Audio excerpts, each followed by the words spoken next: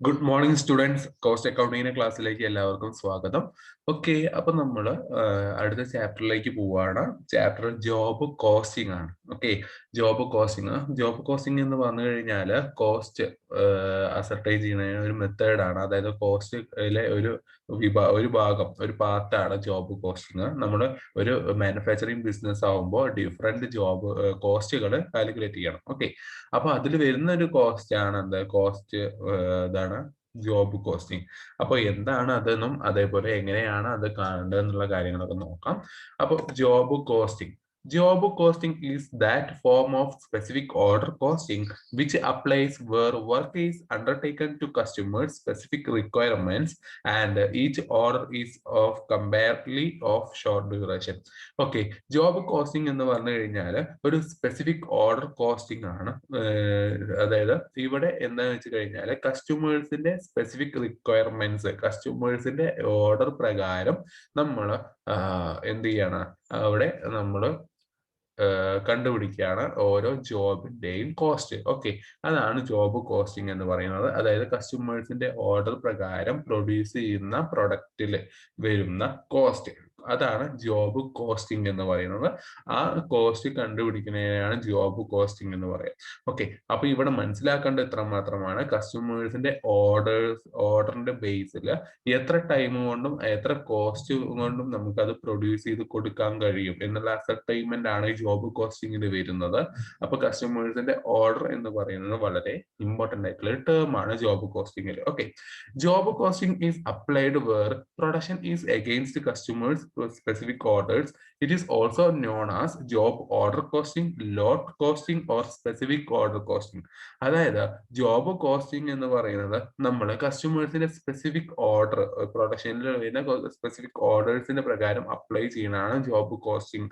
അത് അസർട്ടൈൻ ചെയ്യുന്നതാണ് job costing. It is also, job കോസ്റ്റിംഗിന് പറയുന്ന വേറെ പേരുകളുണ്ട്. Job order costing, lot costing, specific order costing, ഈ പേരുകളിലെല്ലാം ജോബ് കോസ്റ്റിംഗ് അറിയപ്പെടുന്നുണ്ട്. ഇനി എക്സാമ്പിൾ എന്താണ് ജോബ് കോസ്റ്റിംഗിന്റെ എക്സാമ്പിൾ എന്നുള്ളതാണ്. പ്രിന്റിംഗ് പ്രസ്, അതായത് presses, interior decoration and all manufacturing business. അതായത് ഇപ്പൊ നമ്മൾ പറഞ്ഞു കസ്റ്റമേഴ്സിന്റെ റിക്വയർമെന്റ്, അവരുടെ ഓർഡർ പ്രകാരമാണ് പ്രൊഡ്യൂസ് ചെയ്യുന്ന ഈ ഓരോ ജോബ് എന്ന് ഉദ്ദേശിക്കുന്നത് ഇവിടെ ആ ഓരോ ഓർഡേഴ്സ് ആണ് കേട്ടോ. ആ ഒരു ഓർഡേഴ്സിന് വരുന്ന ടോട്ടൽ കോസ്റ്റ്. ഓക്കെ, അപ്പോ അങ്ങനെ കസ്റ്റമേഴ്സിന്റെ ഓർഡർ പ്രകാരം എന്ന് പറയുമ്പോൾ ഒരു മാനുഫാക്ചറിങ് ബിസിനസ് പോലെയുള്ള ബിസിനസ്സുകളായിരിക്കും എന്ത് ഓർഡർ പ്രകാരം അവർ പ്രൊഡ്യൂസ് ചെയ്യുക, അല്ലെ? ഇപ്പൊ പ്രിന്റിംഗ് പ്രസ്സസ് എന്ന് പറഞ്ഞു കഴിഞ്ഞാൽ പ്രിന്റിങ്ങിനായിട്ട് കസ്റ്റമേഴ്സ് ഓർഡർ നൽകുമ്പോൾ, അതായത് ഇന്ന സൈസിൽ ഇന്ന കാര്യം പ്രിന്റ് ചെയ്ത് തരണം എന്ന് പറയുമ്പോഴാണ് അവരെന്ത് ചെയ്യുന്നത്, അവരുടെ വർക്ക് സ്റ്റാർട്ട് ചെയ്യുന്നത്, അല്ലെ? അപ്പൊ അവിടെ കസ്റ്റമേഴ്സിന്റെ ഓർഡർ എന്ന് പറയുന്നത് വളരെ ഇമ്പോർട്ടന്റ് ആയിട്ടുള്ളതാണ്. അതേപോലെ ഇന്റീരിയർ ഡെക്കറേഷൻ, ഇതൊക്കെ കസ്റ്റമേഴ്സിന്റെ റിക്വയർമെന്റ്, അവരുടെ ഓർഡർ പ്രകാരമാണ് ചെയ്യുക.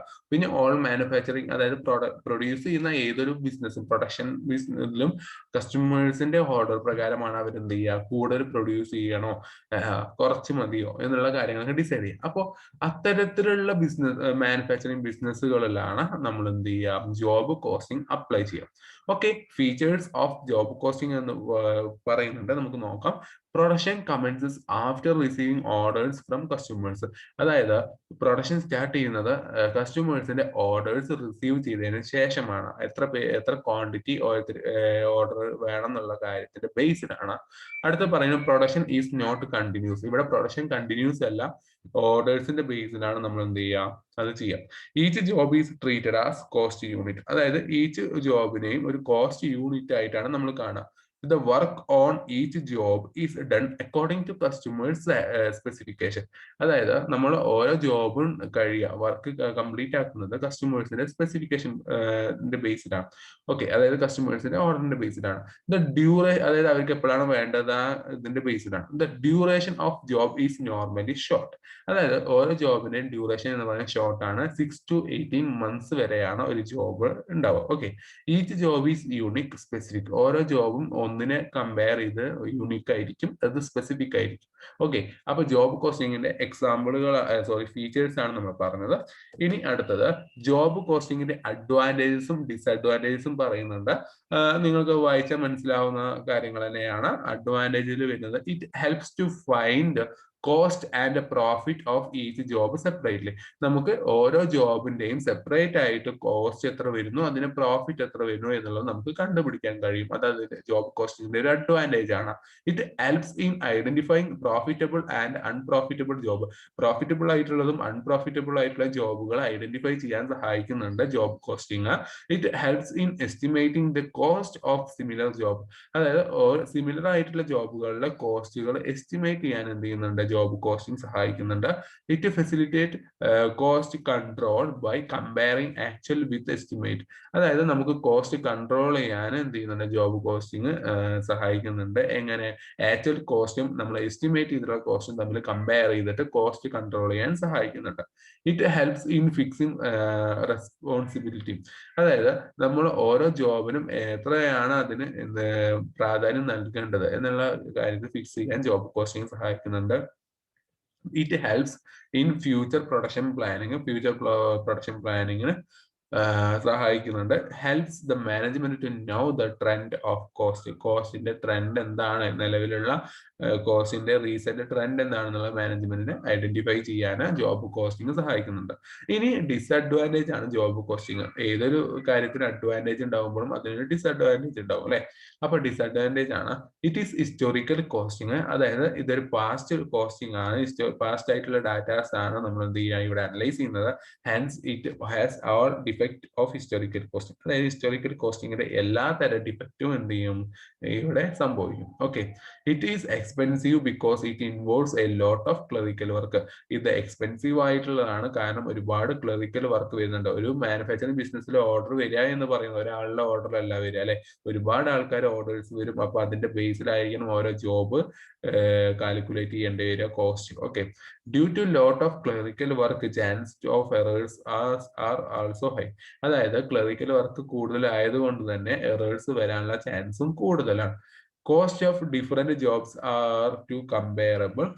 This because each job has its own features. അതായത് ഇവിടെ നമ്മൾ ഡിഫറെന്റ് ജോബുകളെ നമ്മൾ എന്ത് ചെയ്യുന്നുണ്ട്, അതിന്റെ കോസ്റ്റ് കമ്പയർ ചെയ്യുന്നുണ്ട്. പക്ഷേ ഇതെന്താണ്, ഓരോ ജോബിനും ഓരോ സ്വന്തമായിട്ടുള്ള ഫീച്ചേഴ്സ് ഉണ്ടാവും. അപ്പൊ നമുക്ക് കമ്പയർ ചെയ്യുന്നത്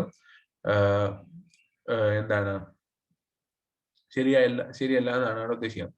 four each job detail record keeping is necessary. അതായത് ഓരോ ജോബിനും നമ്മൾ എന്ത് ചെയ്യണം, ഓരോ ഡീറ്റെയിൽ റെക്കോർഡ് കീപ്പ് ചെയ്യേണ്ടി വരുന്നുണ്ട്. It is difficult to apply standard costing. Standard costing apply ചെയ്യാൻ എന്താണ്, ഡിഫിക്കൽട്ട് ആണ്. ഓക്കെ. അപ്പോൾ ഇത്രയും കാര്യങ്ങളാണ് ഡിസഡ്വാൻറ്റേജ് ആയിട്ട് വരുന്നത്. ഇനി നമുക്ക് അടുത്ത നോക്കാം. അതായത് പ്രോസസ് അല്ലെങ്കിൽ പ്രൊസീജിയർ ഓഫ് ജോബ് കോസ്റ്റിംഗ് ആണ്. ജോബ് കോസ്റ്റിംഗിന്റെ പ്രൊസീജിയറിൽ ആദ്യം വരുന്നത് റിസീവിംഗ് കസ്റ്റമേഴ്സ് എൻക്വയറി. ആദ്യം നമുക്ക് എന്ത് ചെയ്യും, കസ്റ്റമേഴ്സിന്റെ എൻക്വയറി വരികയാണ് ചെയ്യുക. Enquiry about the price, quality of product, the time duration of the job. അതായത് കസ്റ്റമേഴ്സ് എൻക്വയറി ചെയ്യും, എന്താണ് ആ പ്രൊഡക്റ്റിന്റെ പ്രൈസ് എത്രയാണ്, അതിന്റെ ക്വാളിറ്റി എത്രയാണ്, എത്രത്തോളം ഉണ്ട്, എത്ര ടൈം കൊണ്ട് നമുക്ക് അത് അവൈലബിൾ ആകും എന്നുള്ള കാര്യങ്ങളൊക്കെ എൻക്വയറി ചെയ്യും ആദ്യം കസ്റ്റമർ. അതിനുശേഷം estimating the price of the job. അതായത് പ്രൈസ് കൊട്ടേഷൻ ഇതിന് ചോദിക്കുമ്പോൾ നമ്മൾ അതിന്റെ പ്രൈസ് കൊട്ടേഷൻ കൊടുക്കും. Price quotation will be submitted to the customer who have made the enquiry. ആ എൻക്വയറി ആരാണോ നടത്തിയത് അവർക്ക് നമ്മൾ എന്ത് ചെയ്യും, പ്രൈസ് കൊട്ടേഷൻ കൊടുക്കും. ഈ പ്രൈസ് കൊട്ടേഷൻ എന്ന് പറയുന്നത് നമ്മളെ ഏത് പ്രൊഡക്റ്റ് ആണോ അവർ ഓർഡർ ഉദ്ദേശിക്കുന്നത് അതിന്റെ കോസ്റ്റ് എസ്റ്റിമേറ്റ് ചെയ്യുന്ന കോസ്റ്റും വിത്ത് ആഡ് പ്രോഫിറ്റും. കാരണം കോസ്റ്റിന്റെ കൂടെ നമുക്ക് പ്രോഫിറ്റ് വേണമല്ലോ, നമ്മൾ അതിന് വേണ്ടിയിട്ടാണല്ലോ ബിസിനസ് ചെയ്യുന്നത്. അപ്പോൾ എസ്റ്റിമേറ്റ് ചെയ്യുന്ന കോസ്റ്റ് എത്രയാണ് അവർ ഓർഡർ ചെയ്തതിന്, അതിന്റെ കൂടെ പ്ലസ് പ്രോഫിറ്റ്, അവരുടെ പ്രോഫിറ്റും കൂടിയിട്ടുള്ള പ്രൈസ് ആണ് പ്രൈസ് കൊട്ടേഷനിൽ കൊടുക്കുക. ഓക്കെ. അത് അവരെന്ത് ചെയ്യും, കസ്റ്റമേഴ്സിന് കൊടുക്കും. Receiving customers order after the price quotation. അതായത് if the customer satisfied with the quotation submitted and the delivery schedule, he may place the order for the job with the firm. Okay. നമ്മൾ ആ price quotation കൊടുത്തത് കസ്റ്റമർക്ക് satisfied ആയി കഴിഞ്ഞാൽ, അതായത് അയാൾക്ക് okay ആണ്, അത് ഓർഡർ ചെയ്യാൻ തയ്യാറാണ് എന്നുള്ള രീതിയിൽ ഡെലിവറി ഷെഡ്യൂളും ഇതൊക്കെ ഓക്കെ ആണെന്നുണ്ടെങ്കിൽ എന്ത് ചെയ്യും, ഓർഡർ ചെയ്യും. ആ സ്പെസിഫിക് ജോബ് ഫേമിന് ഓർഡർ ചെയ്യും. അതായത് ആ സ്പെസിഫിക് ഓർഡർ ചെയ്യും. ഓക്കെ, അടുത്ത ജോബ് നമ്പർ ആണ് നാലാമത്തെ പ്രൊസീജിയർ വരുന്നത്. When an order for a job is received from a customer, that order will be given a specific number for distinguishing each job order from the other. അതായത് നമുക്ക് order കിട്ടിക്കഴിഞ്ഞാൽ നമ്മൾ ഇനി ചെയ്യേണ്ടത് എന്താ വെച്ചാൽ ആ ഓർഡറിന് ഒരു സ്പെസിഫിക് നമ്പർ പ്രൊവൈഡ് ചെയ്യും. കാരണം ഒരുപാട് ഓർഡേഴ്സ് വരുന്നതാണ്. അപ്പോൾ ഓരോ ജോബ് ഓർഡറിൽ നിന്നും എന്ത് ചെയ്യണം, നമ്മൾ മാറ്റി വേറൊരു ഫീച്ചറിൽ മാറ്റി ഡിസ്റ്റിംഗ്വിഷ് ചെയ്യുക എന്ന് പറഞ്ഞു കഴിഞ്ഞാൽ ഒരുപാട് ഓർഡേഴ്സ് വരുന്നതുകൊണ്ട് തന്നെ ഓരോ ജോബുകളിൽ നിന്നും വ്യത്യസ്തമാക്കിയിട്ട് മറ്റു ഓർഡറുകൾ പ്ലേസ് ചെയ്യാൻ വേണ്ടിയിട്ടാണ് സ്പെസിഫിക് നമ്പർ കൊടുക്കുന്നത്. അപ്പൊ നമ്മൾ ഓർഡർ കിട്ടിക്കഴിഞ്ഞാൽ നമ്മൾ ആ ജോബിന് നമ്മൾ എന്ത് ചെയ്യും, ഒരു സ്പെസിഫിക് നമ്പർ കൊടുക്കും. ഇനി അടുത്ത പ്രൊഡക്ഷൻ ഓർഡർ ആണ്. It is a written order issued to the production department to take up the job. അതായത് പ്രൊഡക്ഷൻ ഡിപ്പാർട്ട്മെന്റിന് കൊടുക്കുന്ന ഒരു റിട്ടൺ ഓർഡർ ആണ്. അതായത് ഇത്ര ഓർഡർ വന്നിട്ടുണ്ട് എന്ന് പറഞ്ഞിട്ട് ഇഷ്യൂ ചെയ്യുന്ന ഒരു റിട്ടൺ ഓർഡർ ആണ് അവർക്ക് ആ ജോബ് നടത്താൻ. അതായത് ആ ഒരു ഇപ്പോൾ ഇത്ര സ്റ്റോക്ക് ഇത്ര പ്രൊഡക്റ്റ് വേണമെന്ന് പറയുമ്പോൾ ആ ഒരു പ്രൊഡക്ഷൻ നടക്കാൻ വേണ്ടി കൊടുക്കുന്ന ഒരു റിട്ടൺ ഓർഡർ ആണ് പ്രൊഡക്ഷൻ ഓർഡർ അവർക്ക് ജോബ് കണ്ടക്ട് ചെയ്യാൻ വേണ്ടിയിട്ട്. ആറാമത്തെ പ്രൊസീജിയർ ആണ് recording of cost. A job cost sheet is maintained four each job. It record cost for each job. അതായത് നമ്മൾ ഈ ജോബ് കോസ്റ്റിംഗിൽ നമ്മൾ ജോബിന്റെ കോസ്റ്റ് റെക്കോർഡ് ചെയ്യാൻ വേണ്ടി നമ്മൾ യൂസ് ചെയ്യുന്നതാണ് ജോബ് കോസ്റ്റ് ഷീറ്റ് എന്ന് പറയുന്നത്. അങ്ങനെ ഓരോ ജോബിനും നമ്മൾ എന്ത് ചെയ്യും, ഓരോ കോസ്റ്റ് ഷീറ്റ് മെയിൻറ്റെയിൻ ചെയ്യും. എത്ര പ്രൈം കോസ്റ്റ് വന്നു, എത്ര ഓഫീസ് ഏത് വന്നു, എത്ര അതുപോലെ തന്നെ നമ്മൾ ഈ ഓരോ ഇതിന്റെയും കോസ്റ്റ്, അതായത് ഓവർഹെഡ് കോസ്റ്റ് എത്ര വന്നു, factory overhead cost, office and administrative cost എത്ര വന്നു, അതൊക്കെ ചെയ്യുന്നതാണ് എന്ത് കോസ്റ്റ് എന്ന് പറയും. അപ്പൊ കോസ്റ്റ് ഷീറ്റിൽ നമ്മൾ എന്ത് ചെയ്യും, അതിന് വന്ന കോസ്റ്റ് റെക്കോർഡ് ചെയ്യും. Completion of job. A completion report is sent to the costing department by production department. The total cost of the job is ascertained. The actual cost is compared with the estimated cost so as they reveal variation.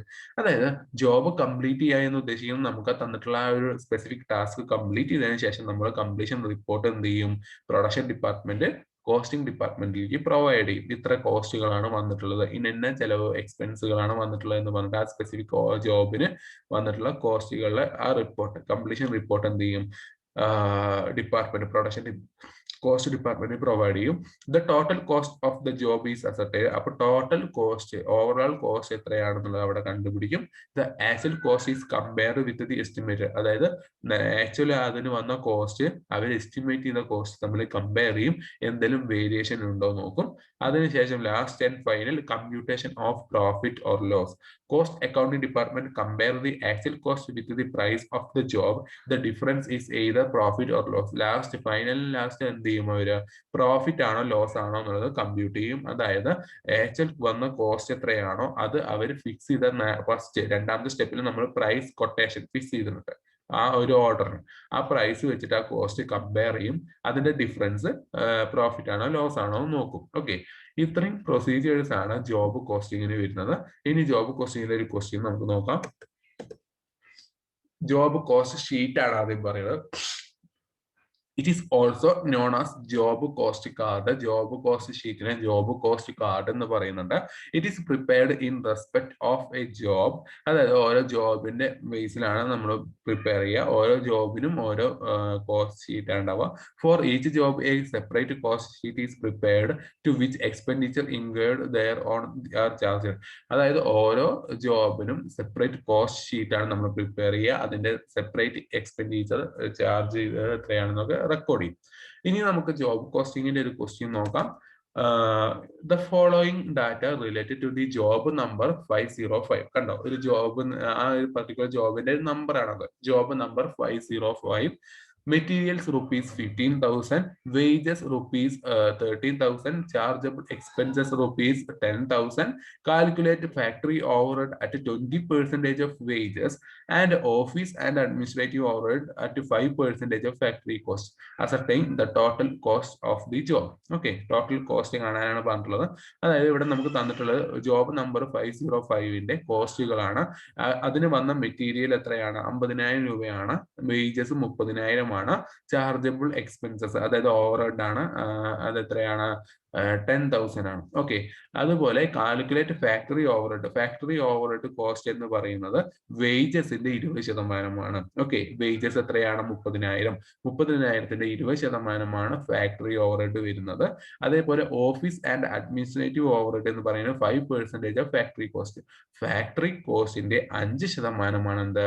Office and administrative overhead എന്ന് പറയും. Okay, factory കോസ്റ്റിന്റെ, അതായത് നമ്മൾ factory overhead കണ്ട അതിന്റെ total കിട്ടും, അതാണ് factory cost. അതിന്റെ 5%മാണ് office and administrative overhead എന്ന് പറയും. പ്രോബ്ലം ചെയ്യുമ്പോൾ ഒന്നുകൂടി നിങ്ങൾക്ക് വ്യക്തമാകും. ജോബ് കോസ്റ്റ് ഷീറ്റ് ആണ്. നമ്മൾ പർട്ടിക്കുലേഴ്സ് ഒരു എമൗണ്ട് കോളമാണ്. നമ്മൾ ആദ്യം ചെയ്യുന്നത് പ്രൈം കോസ്റ്റ് കണ്ടുപിടിക്കുക എന്നുള്ളതാണ്. പ്രൈം കോസ്റ്റ് എന്ന് പറയുന്നത് മെറ്റീരിയൽ, വേജസ്, അതായത് labour cost, material, labour, overhead, അതിനെയാണ്, ആ 3 കോസ്റ്റിനെയാണ് പ്രൈം കോസ്റ്റ് എന്ന് പറയാം. അപ്പം മെറ്റീരിയൽ ഡയറക്റ്റ് ആയിട്ട് തന്നിട്ടുണ്ട്, ലേബർ എന്ന് പറയുന്നത് വേജസ് എന്ന് പറഞ്ഞിട്ടാണ് തന്നിട്ടുള്ളത്, ലേബർ കോസ്റ്റിനെ. അതേപോലെ ഓവർഹെഡ് എന്ന് പറഞ്ഞു കഴിഞ്ഞാൽ എന്താ? ഇൻഡയറക്റ്റ് എക്സ്പെൻസ് ആണ്, അതിനെ ചാർജബിൾ എക്സ്പെൻസ് എന്ന് പറഞ്ഞിട്ടാണ് തന്നിട്ടുള്ളത്. അപ്പൊ അത് 3 എഴുതാം. Material 15,000, wages 30,000, chargeable expense 10,000. അപ്പോൾ ടോട്ടൽ ചെയ്യുക 19,000 വരും. ഓക്കെ, ഇതിനെയാണ് പ്രൈം കോസ്റ്റ് എന്ന് പറയാം. ഈ 3 കോസ്റ്റിനെയാണ് പ്രൈം കോസ്റ്റ് എന്ന് പറയാം. അത് ടോട്ടൽ നേരെ പ്രൈം കോസ്റ്റ് എന്ന് എഴുതുന്നു. അതിനുശേഷം നമ്മൾ ഫാക്ടറി കോസ്റ്റ് ആണ് ആഡ് ചെയ്യേണ്ടത്. ഫാക്ടറി ഓവർഹെഡിന്റെ കേസ് ഇവിടെ ക്വസ്റ്റ്യനിൽ പറഞ്ഞത് വേജസിന്റെ 20%മാണ് ഫാക്ടറി ഓവർഹെഡ് എന്നാണ്. ഓക്കെ, അപ്പൊ വേജസ് എന്ന് പറഞ്ഞാൽ 30,000 ആണ്. 30,000 20% എന്ന് പറയുമ്പോൾ 6,000 വരും. ഓക്കെ, അപ്പൊ 6,000 എഴുതാം. എന്നിട്ട് 90,000 കൂടെ 6,000 എഴുതാം. അപ്പൊ 96,000 കിട്ടും. ഇതിനെ നമ്മൾ ഫാക്ടറി കോസ്റ്റ് എന്ന് പറയും. പ്രൈം കോസ്റ്റിന്റെ കൂടെ ഫാക്ടറി ഓവർഹെഡ് ആഡ് ചെയ്ത് കഴിഞ്ഞാൽ നമുക്ക് കിട്ടുന്ന ടോട്ടലിനെ നമ്മൾ ഫാക്ടറി കോസ്റ്റ് എന്നാണ് പറയുക. ഓക്കെ, അതിനുശേഷം നമ്മൾ ആഡ് ചെയ്യേണ്ടതാണ് office and administrative overhead. Okay, office and administrative overhead എന്ന് പറയുമ്പോൾ നമ്മൾ ക്വസ്റ്റ്യനിൽ പറഞ്ഞിട്ടുണ്ടായിരുന്നു എന്താണ്?